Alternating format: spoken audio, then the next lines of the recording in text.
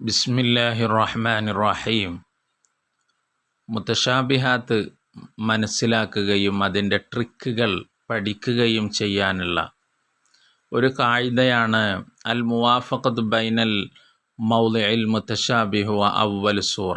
സൂറത്തിൻ്റെ തുടക്കം എങ്ങനെയാണെന്ന് കൃത്യമായി നിരീക്ഷിക്കുന്നവന് മുത്തശാബിഹിനെ കൃത്യമായിട്ട് ഓർത്തുവെക്കാൻ കഴിയും. വയുബശ്ശിറുൽ മുഅ്മിനീന വയുബശ്ശിറൽ മുഅ്മിനീന. സൂറത്തുൽ ഇസ്രായിലെ വയുബശ്ശിറു എന്നാണ്. സൂറത്തുൽ ഇസ്രാ തുടങ്ങുന്നത് സുബ്ഹാന എന്നുള്ള ലൊമ്മു കൊണ്ടാണ്. അപ്പോൾ വയുബശ്ശിറ എന്ന് പറയണോ വയുബശ്ശിറു എന്ന് പറയണോ എന്നുള്ളിടത്ത് വയുബശ്ശിറു എന്നാണ് പറയേണ്ടത് സൂറത്തുൽ ഇസ്രായില്. കാരണം സുബ്ഹാന ലൊമ്മു കൊണ്ടാണ്. എന്നാൽ അൽ കഹ്ഫിലാണ് വയുബശ്ശിറ എന്നുള്ളത്. കാരണം എന്താ? അൽ കഹ്ഫ് തുടങ്ങുന്നത് അൽഹംദു ഫത്ഹ് കൊണ്ടാണ്. അപ്പോൾ വയുബശ്ശിറ എന്ന് സൂറത്തുൽ കഹ്ഫിലാണ് പറയേണ്ടത് എന്ന് സൂറത്തിൻ്റെ തുടക്കം പരിശോധിക്കുമ്പോൾ നമുക്ക് മനസ്സിലാക്കാൻ കഴിയും.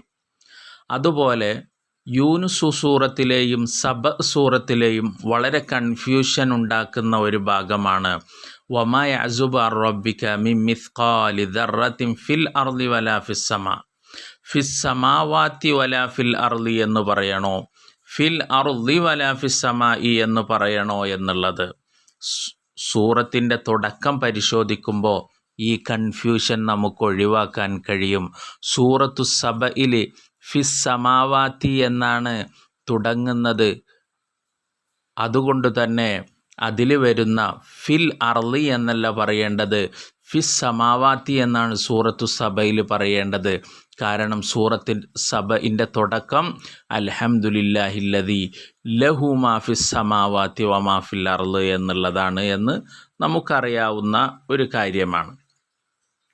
അതുപോലെ തന്നെ ഹൽ യൻദുറൂന ഇല്ല അൻ തഅതിയഹുമുൽ മലായികതു ഔ യഅതിയ അംറു റബ്ബിക. അംറു റബ്ബിക എന്നുണ്ട്, അംറു റബ്ബിക ഇല്ലാതെയുമുണ്ട്. സൂറത്തുൽ അൻആമിലെ അംറു റബ്ബിക എന്നില്ല. സൂറത്തുൻ നഹലിലാണ് അംറു റബ്ബിക എന്നുള്ളത്. സൂറത്തുൻ നഹൽ തുടങ്ങുന്നത് എങ്ങനെയാണ്?